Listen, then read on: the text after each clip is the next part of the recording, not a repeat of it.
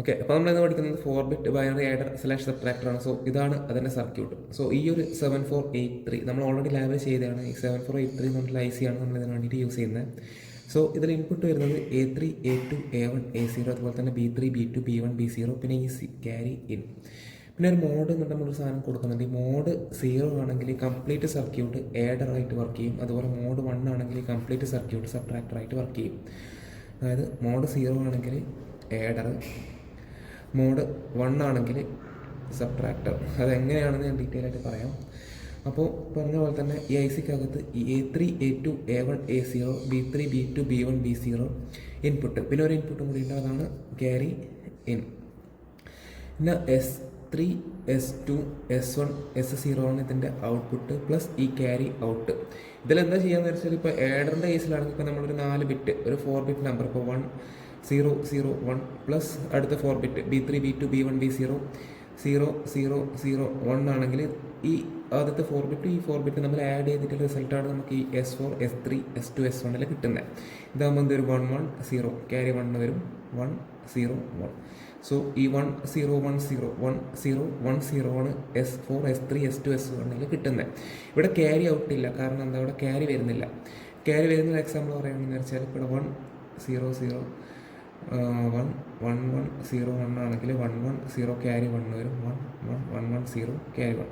ഈ ഒരു കേസിൽ റിസൾട്ട് എങ്ങനെ വരുമെന്ന് വെച്ചാൽ C ഔട്ടിൽ എന്ത് വരും, 1 വരും, S4-ൽ ഈ 0 വരും, S3-ൽ 1, S2-ൽ ഈ 1, S1-ൽ അല്ല S0-ൽ ഈ 0.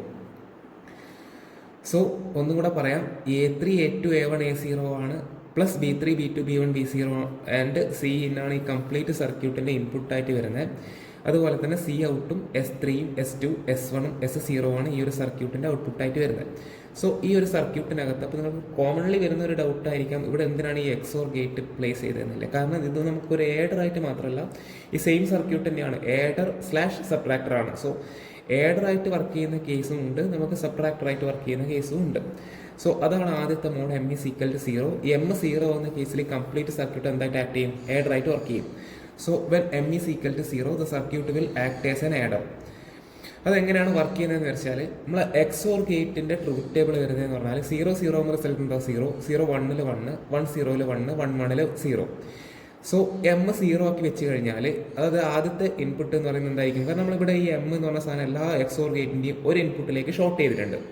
അപ്പോൾ M 0 എന്ന സമയത്ത് നമ്മൾ അടുത്ത ഇൻപുട്ട് അത് ഏതാണോ, അതായത് ഈ B3 B2 B1 B0 എന്താണോ കൊടുക്കുന്നത്, 0 ആണെങ്കിൽ റിസൾട്ട് എന്തായിരിക്കും, 0 ആയിരിക്കും, 1 ആണെങ്കിൽ റിസൾട്ട് എന്തായിരിക്കും, 1 ആയിരിക്കും, സെയിം റിസൾട്ടാണ്. അപ്പോൾ ഈ B3 B2 B1 B0 നമ്മൾ എന്ത് വാല്യൂ ആണോ കൊടുക്കുന്നത് ആ വാല്യൂ ആയിരിക്കും നമ്മൾക്ക് ഇവിടെ എന്ത് കിട്ടുന്നത്, റിസൾട്ടിൽ കിട്ടുന്നത്. അപ്പോൾ M 0 ആക്കി കഴിഞ്ഞാൽ കംപ്ലീറ്റ് സർക്യൂട്ട് എന്തായിട്ടാണ് വർക്ക് ചെയ്യുന്നത്, ആഡറായിട്ടാണ് വർക്ക് ചെയ്യുന്നത്. ഇപ്പോൾ for example A3 A2 A1 A0 1 0 0 1 എന്ന് കൊടുത്തു. അതുപോലെ B3 B2 B1 B0 0 0 0 1 എന്ന് കൊടുത്തു. അപ്പോൾ ഈ 0 0 0 1 തന്നെയാണ് നമുക്ക് ഇവിടെ കിട്ടുക, കാരണം എന്ത് ഇൻപുട്ടാണോ കൊടുക്കുന്നത്. ഇപ്പം B3ൻ്റെ വാല്യൂ എന്താ, 0 ആണ്. ഈ 0 ആണ് നമുക്ക് ഇവിടെ വരിക, കാരണം XOR ഗേറ്റിൽ ഒരു ഇൻപുട്ട് സെയിം ആയി കഴിഞ്ഞാൽ അടുത്ത ഇൻപുട്ടിൻ്റെ വാല്യൂ എന്താണോ അതാണ് ഔട്ട്പുട്ടിൽ കിട്ടുന്നത്. അപ്പോൾ ഇവിടെ ഏത് വാല്യൂ ആണോ കൊടുക്കുന്നത് ആ വാല്യൂ തന്നെയാണ് നമുക്ക് ഇവിടെയും കിട്ടുന്നത്. അപ്പോൾ 0 0 0 1 ഇവിടെ വരും, ഈ 1 0 0 1 ഇവിടെ വരും. ദെൻ നോർമൽ ആഡർ സർക്യൂട്ടിൻ്റെ വർക്കിംഗ് ഈ 4 ബിറ്റും ഈ 4 ബിറ്റും തമ്മിൽ ആഡ് ചെയ്യും. Final result S3 S2 S1 S0-ൽ കിട്ടും. സോ XOR ഗേറ്റിൽ when 1 bit is 0 the output will be same as the second input. അതായത് ഒരു ബിറ്റ് സെയിം ആണെങ്കിൽ 0 ആണെങ്കിൽ ഔട്ട്പുട്ട് എന്ന് പറയുന്ന സെക്കൻഡ് ബിറ്റിൽ സെയിം ആയിരിക്കും. കാരണം ആഡറിൻ്റെ കേസിൽ നമുക്ക് വേറെ ഓപ്പറേഷൻസോ കാര്യങ്ങളോ ഒന്നും ചെയ്യാനില്ല, ഡയറക്റ്റ് ആഡ് ചെയ്യാണ് ചെയ്യേണ്ടത്. സോ ആ ഒരു കേസിൽ ആദ്യത്തെ 4 ബിറ്റ് അടുത്ത 4 ബിറ്റായിട്ട് ആഡ് ചെയ്യും. A3 A2 A1 A0 will be added with B3 B2 B1 B0. So അടുത്ത മോഡ് എന്ന് പറയുന്നത് നമ്മൾ M എന്താക്കും, 1 ആക്കും. സോ M 1 ആകുന്ന കേസിൽ ഈ കംപ്ലീറ്റ് സർക്യൂട്ട് എന്തായിട്ട് ആക്ട് ചെയ്യാം, സബ്ട്രാക്ടറായിട്ടാണ് ആക്ട് ചെയ്യാം. കാരണം M 1 ആക്കി കഴിഞ്ഞാൽ XOR ഗേറ്റിൻ്റെ ട്രൂത്ത് ടേബിൾ എങ്ങനെ വരുമോ, 0 1 ഈ ആദ്യത്തെ ബിറ്റ് എന്ന് പറയുന്നത് സെയിം 1 ആണ്. 1 ആക്കി കഴിഞ്ഞാൽ നമ്മൾ അടുത്ത ബിറ്റ് B എന്ന് പറയുന്നത് ഇതാണ്, B3 B2 B1 B0. So B 0 ആണെങ്കിൽ അതിൻ്റെ നേരെ ഓപ്പോസിറ്റ്, 0 ആണെങ്കിൽ അതിന് കോംപ്ലിമെൻ്റ് ആണ് നമുക്ക് റിസൾട്ടിൽ കിട്ടുക.